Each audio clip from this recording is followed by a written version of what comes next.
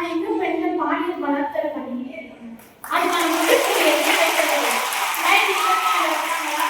பெரியார் இது பண்ணாங்க அது பண்ணாங்கன்னு நான் சொல்ல வரேன். பெரியார் நம்மளை சிந்திக்க வச்சாங்க இல்லையா? இந்த சமூகத்துல எது சரி பரவாயில்ல வாய மூடிட்டு நம்ம போனோம்னு சொல்லிட்டே வளர்த்தாங்களோ அதெல்லாம் எதுக்கு கேள்வி கேட்க அப்படி நமக்கு நம்ம அப்பா யோசிக்கிற மாட்டாங்க, நம்ம தாத்தா பாட்டி யோசிக்கிறாங்க.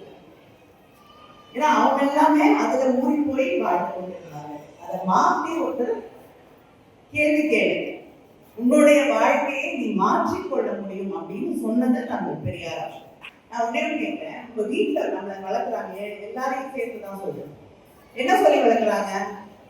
6 மணிக்கு வீட்டுக்கு வந்து, ஏன்னா இருட்டுல வெளியில போனீங்கன்னா ஏதாவது தப்பா நடக்கலாம்.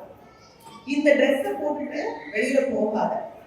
4 பசங்க கமெண்ட் அடிப்பாங்க, தப்பா பேசுவாங்க, தப்பா நடந்துக்கலாம். சொல்றாங்களா? அதனால ஒரு பெண் தன்னை பாதுகாத்துக் கொள்ள வேண்டும் அப்படிங்கறது திரும்ப திரும்ப திரும்ப சொல்லி வளர்க்கிறோம். ஏதாவது ஒரு வீட்லயாவது ஒரு பெண்ணை நீ மரியாதையாக நடத்த வேண்டும் சொல்லி வளர்க்கிறோமா? கூட அவங்க அண்ணன் தம்பி அப்பா எல்லாம் இருப்பாங்க இல்லையா?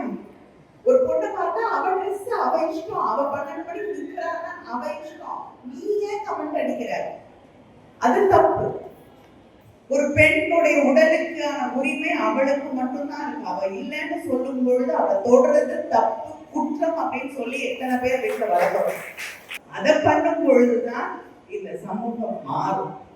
பலாத்காரங்கள் நடக்கும் போது நிச்சயமா அரசு அதை தடுக்கிறதுக்கு எல்லா நடவடிக்கையும் எடுக்க வேண்டும். அப்படி நடந்துவிட்டால் குற்றவாளியை கைது செய்ய வேண்டும், சட்டம் நம்மை கடமை செய்ய வேண்டும். யாரும் மறுக்கல. நான் ஒரே ஒரு எக்ஸாம்பிள் என்ன சொல்லணும்னா, ஒரு திருமணத்திற்குள்ளேயே பெண்கள் பலாத்காரம் செய்யப்படுகிறார்கள் இல்லையா? அதுக்கு ஒரு சட்டம் கொண்டு வாங்கன்னா ஒன்றியத்தில் இருக்க அரசாங்கம் அது தவறான ஒரு சட்டமாக முன்னுதாரணமாக மாறிடும் அப்படின்னு சொல்லி அதை கூட செய்ய மறுக்கக்கூடிய சமூகத்துல தான் நம்ம வாழ்ந்துட்டு இருக்கோம். அதனால சமூகம் மாறும் வரை இது தொடர்ந்து நடந்து கொண்டுதான் இருக்கும்.